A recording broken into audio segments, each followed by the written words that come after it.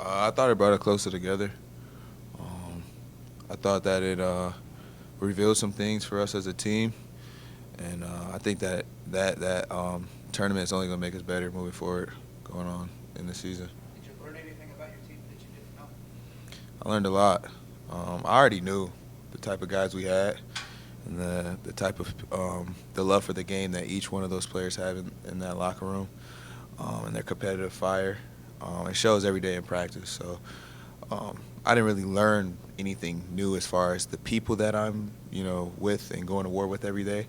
But I think we learned a lot about our team overall, moving forward as a group. So many different guys make big plays in adverse situations.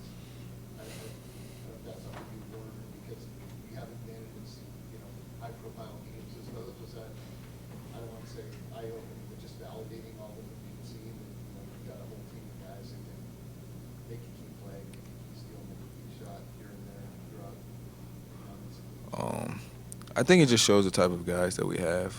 Everybody in that locker room is a winner, and it showed throughout Portland. Ultimately, we didn't get the job done, but I think seeing everybody in that locker room after the game just shows the love that we have for each other, how much we want to win, and how much we want to compete every single day.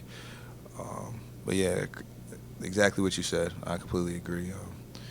We learned a lot about each other.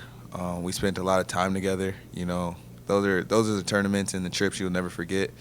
Moving forward, I know I'll never forget this tournament. This was one of the greatest moments of my life, and I'm very thankful that I got to share it with those guys in that locker room. How do you weigh that coming away a little disappointed with how you played in the last game, but knowing you guys did a lot more good than bad over 3 games? That is still early. That is still early in the season. That we have some things that we still need to figure out, and that we have to get better at as a team. And you don't want to peak right now. You want to peak towards February, March, and that's the type of team that we have, and the type of competitive people that we have in that locker room. We knew what was at stake. We ultimately didn't get the job done, but we didn't hang our heads. We got back to work the next day. Once we left the locker room, it was over with. Excuse me, and we were on to the next game and ready to play North Dakota tomorrow. Was getting home I got home I got in my bed at 6:30 a.m. I think last night was the worst sleep I ever had. Yeah, last night was the worst sleep I ever had. I was basically forcing myself to go to sleep, and it was almost wake up every 20 minutes, and like, oh my gosh, it's only like 12:20. Now it's 12:40. So it's like it was a rough time. It was pretty hard getting up this morning, but you know, it comes with the job. So Do you sometimes feel that you can learn more about your team from a tough loss than a big win? I think they're both equally. I think they teach um, you things about your team in both essence. I think that losses, it shows how your team can regroup and the guys that you have in your locker room, and do they hang their heads? Are they just competitors? Like, oh, we're gonna go get it done the next day.